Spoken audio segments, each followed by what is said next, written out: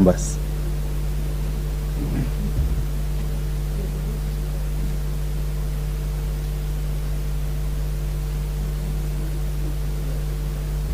So this chance will then go to the Honorable Onyango Oyo of Muhoroni. Thank you very much, Honorable Speaker, for catching my eye and enabling me to contribute to this motion. Honorable Speaker, although I'm a ranking member of this committee, for other reasons I was not able to accompany the committee to Kericho, but I believe that the reason why a lot of investigations have been referred to the DCI because they did not come out very explicit cases or exhibits to prove the allegations. I want to say that God, in his own wisdom, made sure that he wanted the human beings to multiply.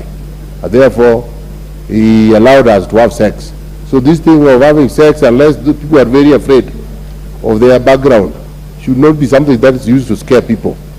I am wondering that the women folk spend a lot of time defending themselves and wanting to demonize anything sexual as if it is the only guilt or offense that happens in this world. That is not true, because proper analysis will show you that many women who push themselves the ladder of employment, including those who get voted to parliament, also push for sexual favors. And it is only men. It's not only men. And I want to say that in this case, proper investigation should be done by the DCI, and the culprits should be brought to books so that the truth about the whole thing is known.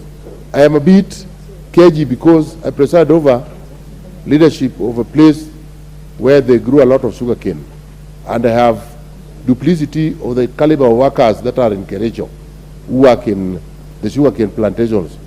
So somebody funny trying to replicate the Kericho James Finlay saga recently sent me a message that something was coming up, like Kericho, the workers in the sugarcane are also known to benefit, to get promotions or get other considerations after having sex with the supervisors of those sugarcane factories. So I should have an investigation and know the truth and see how it can be stopped.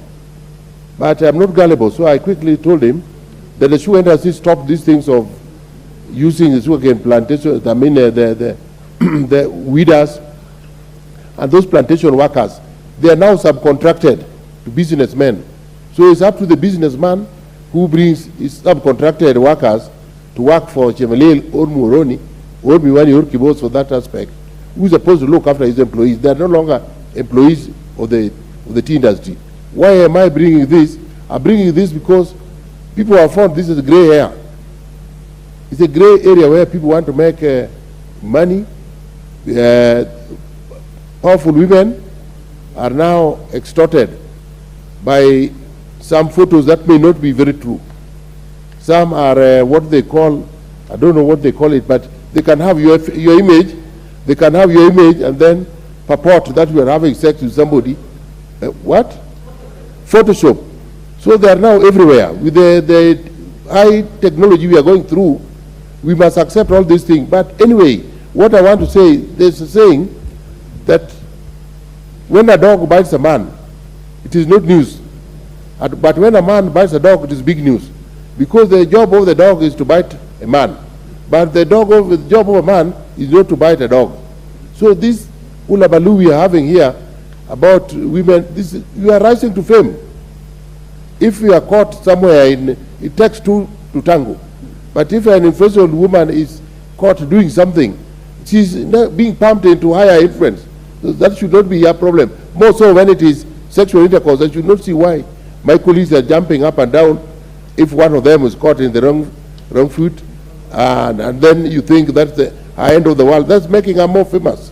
So I want to say that in this case of Kericho, investigations should go further and should zero in on the actual perpetrators of this heinous fact.